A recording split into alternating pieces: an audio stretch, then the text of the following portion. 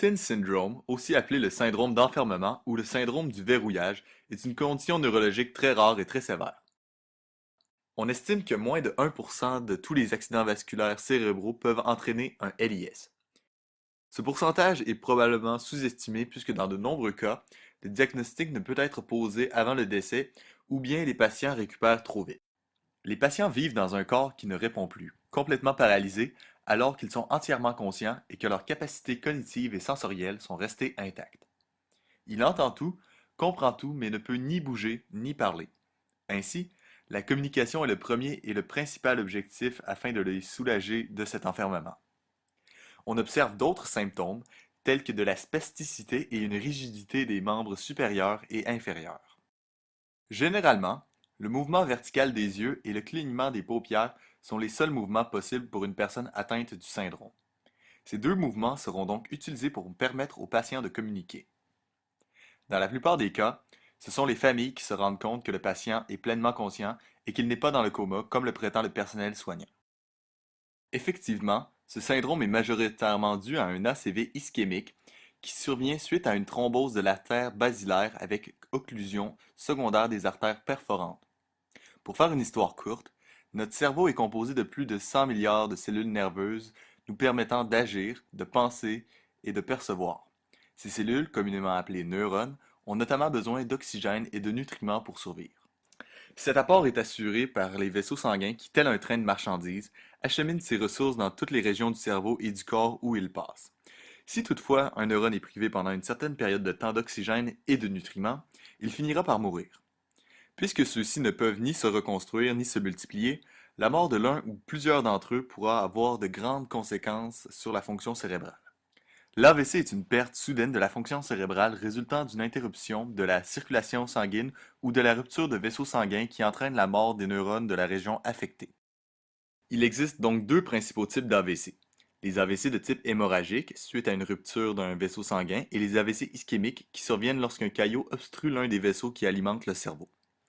Dans le cas d'un locked-in, les recherches ont démontré qu'il s'agissait généralement d'un AVC ischémique dans l'artère basilaire qui assure la vascularisation du tronc cérébral et du cervelet.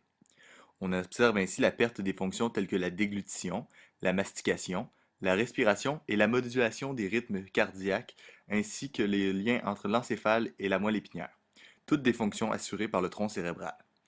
Moins souvent, le locked-in surviendra à la suite d'un traumatisme au niveau du tronc cérébral. Le tronc cérébral qui permet la communication entre le cerveau et la motricité. Il existe plusieurs types de locked-in. Il y a le classique, qui est la forme la plus fréquente, où seulement les yeux et les paupières peuvent bouger.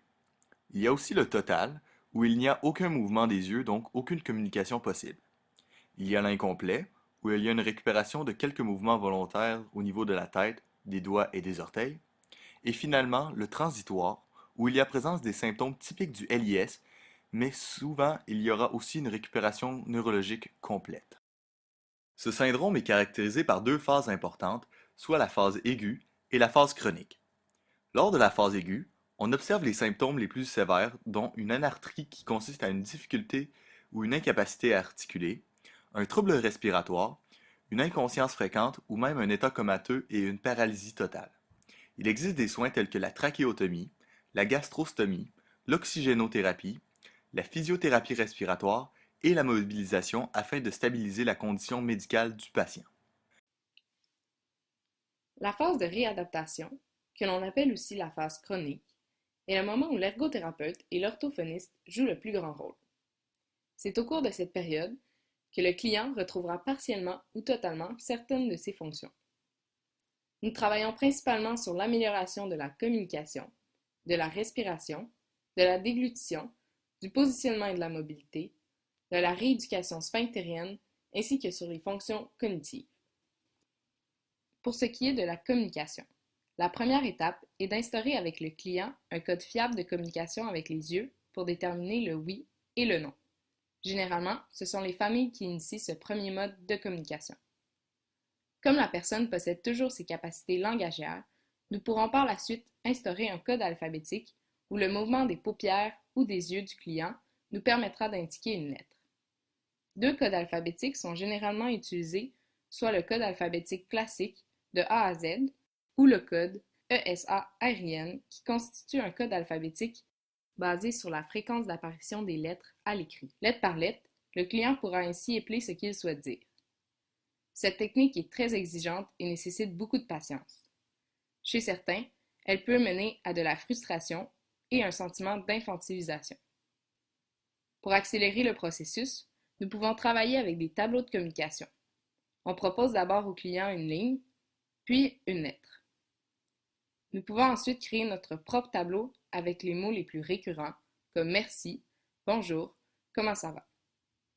Très tôt, avec le client, nous essayons de trouver les outils nécessaires pour qu'il puisse attirer l'attention lorsqu'il désire communiquer ou indiquer un besoin. Également, il est primordial que le client récupère un mouvement fiable, tel qu'un léger mouvement d'un index, qui lui permettra d'activer des appareils. Il pourra ainsi activer un interrupteur ou un appareil plus sophistiqué, tel qu'un ordinateur avec synthèse vocale, pour que la communication puisse se faire plus facilement, ce qui permettra au patient d'obtenir un meilleur contrôle sur son environnement et une meilleure autonomie. Bien que plusieurs ne pourront plus jamais parler, un tiers des clients produiront des mots isolés, compréhensibles, suite à la première année de réadaptation. Initialement, le patient est alimenté la plupart du temps par un tube de gavage, puisque le risque d'étouffement est trop important. Les décisions d'alimenter par la bouche dépendront des résultats de l'imagerie et de la vidéofluoroscopie, qui permettra de filmer la déglutition par radiographie. Si le client a les capacités, il pourra essayer les purées lisses et les liquides épaissis directement par la bouche. Au final, plusieurs patients parviendront à se sevrer de leur gastrostomie au cours de la première année. Pour ce qui est de la respiration, la trachéostomie est installée initialement pour presque tous les patients.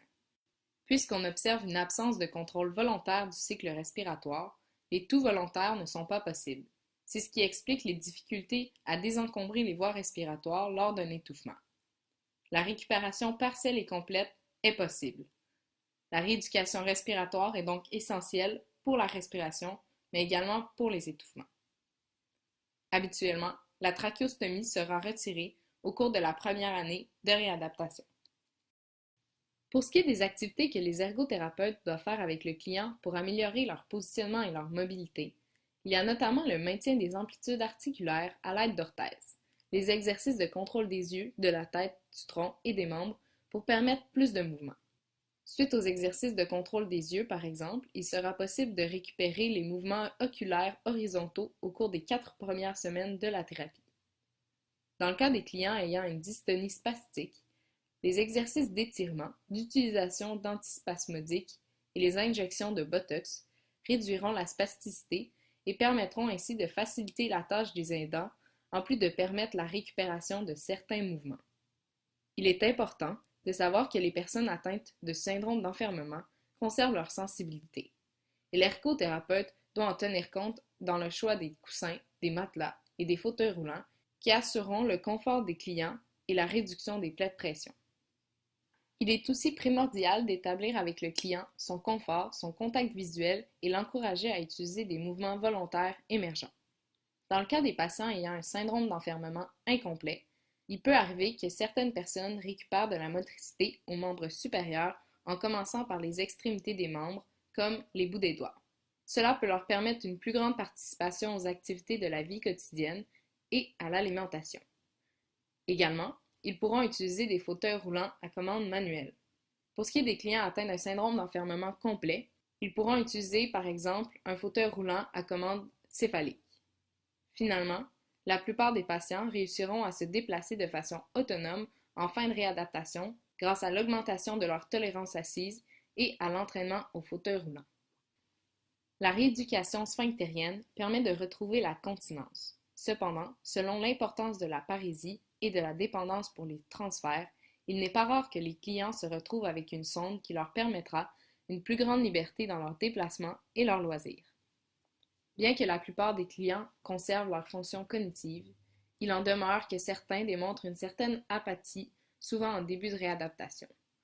L'utilisation de psychostimulants peut être nécessaire afin de permettre une réadaptation optimale. Les inhibiteurs de la recapture de la sérotonine sont souvent les plus utilisés. Bref, la réadaptation aide grandement à retrouver les capacités et les fonctions perdues suite à l'accident. Habituellement, une réadaptation précoce améliorera également le pronostic des clients. Par contre, une bonne implication de l'équipe médicale et de la famille est la clé pour permettre l'amélioration de la qualité de vie des personnes atteintes du syndrome d'enfermement. Au final, la plupart des clients retourneront vivre à leur domicile à leur grand bonheur.